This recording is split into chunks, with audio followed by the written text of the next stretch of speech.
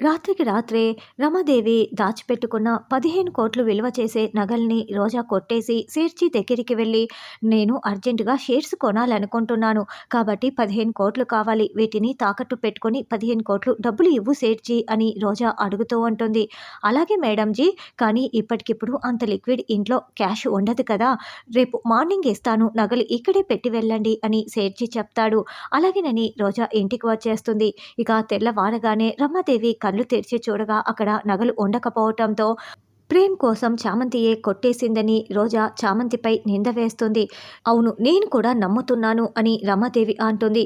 ఇంకెందుకు ఆలస్యం, పోలీసులకి ఫోన్ చేయి అని అరుణ్ అంటాడు. నేను అటువంటి వాణ్ణి కాదు అని ప్రేమ్ చామంతి ఇద్దరు ఎంత చెప్తున్నా కూడా రమాదేవి అరుణ్ రోజా అస్సలు వినరు. పోలీసులకి ఫోన్ చేస్తానని రమాదేవి ఫోన్ చేతిలోకి తీసుకోగానే, చూడు రమా, మన ఇంటి పరువుని మనమే తీసుకుంటామా అని హర్ష అడ్డుకుంటూ ఉంటే, అమ్మగారు ఇంకొకసారి గదంతా వెతికి అప్పటికి కూడా కనిపించకపోతే ఫోన్ చేయండి. మీరు రోజు చూసుకొని ఎక్కడైనా పెట్టి మర్చిపోయారేమోనని చామంతి చెప్పటంతో అందరూ వచ్చి రమాదేవి గదిని వెతుకుతూ ఉంటారు. అప్పుడే రమాదేవి దుప్పటి కింద ఆ నగలన్నీ కూడా ఉంటాయి. అదేంటి, రాత్రి నేను సేట్‌జీకి ఇచ్చాను కదా, ఈ నగలు ఇక్కడికి ఎలా వచ్చాయి అని రోజా షాకింగ్గా చూస్తూ ఉంటుంది. చామంతియే ప్లాన్ ప్రకారం ఇదంతా చేసి ఉంటుంది. తర్వాత ప్రేమ్పై అలా దొంగతనం నేరం మోపటంతో ప్రేమ్ బాధపడుతూ గార్డెన్లో కూర్చొని ఉంటాడు. చూడండి బాబు, మీరిలా బాధపడుతూ ఉంటే ఈ ఛాలెంజ్లో ఓడిపోవాలనే వాళ్ళు మాటి మాటికి మీపై ఏదో ఒకటి ఇలా నిందలు మోపుతున్నారు.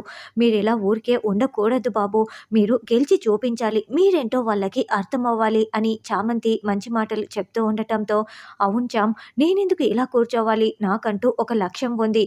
నేనేంటో నిరూపించుకుంటేనే కదా ఈ ఛాలెంజ్‌లో గెలిచేది. ఇక మీదట నేను నా లక్ష్యం మీదే ఫోకస్ పెడతాను. నేను ఛాలెంజ్‌లో గెలిపి నేనేంటో వాళ్ళకి చూపిస్తాను అని ప్రేమ్ చెప్తూ ఉంటే చామ్, చంద్రిక చాలా సంతోషపడుతూ ఉంటారు. ఇక రోజా అయితే అసలు ప్రేమ్‌కి ఆ 49% వెళ్ళకుండా నేనే రంగంలోకి దిగాలి. ఏదో ఒకటి చేయాలి. యెస్, ఇలా చేస్తాను అని ఏదో ఒక ప్లాన్‌ని అనుకుంటూ అమలు చేయాలని అనుకుంటూ ఉంటుంది.